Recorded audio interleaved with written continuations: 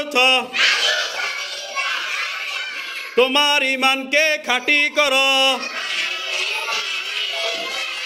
অল্প আমলই নাজাতের জন্য যথেষ্ট হইবে।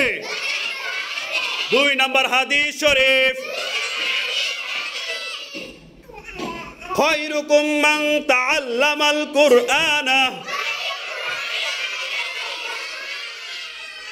ওয়া আল্লামা। হাদিস শরীফের অর্থ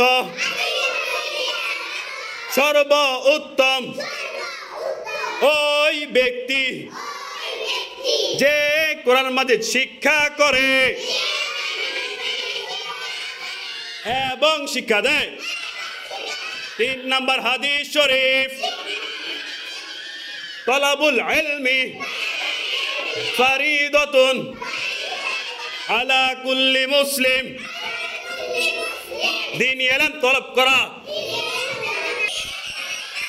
প্রত্যেক মুসলমানের উপর ফরজ। বলেন তো, দ্বীনি ইলম শিক্ষা করা প্রত্যেক মুসলমানের উপর ফরজ। গোসলে 3 ফরজ, আরো জোরে গোসলে কয় ফরজ? গোসলে 3 ফরজ। ভালোভাবে কুলি করা, নাকে পানি দেওয়া, সমস্ত শরীর ভালোভাবে ধৌত করা,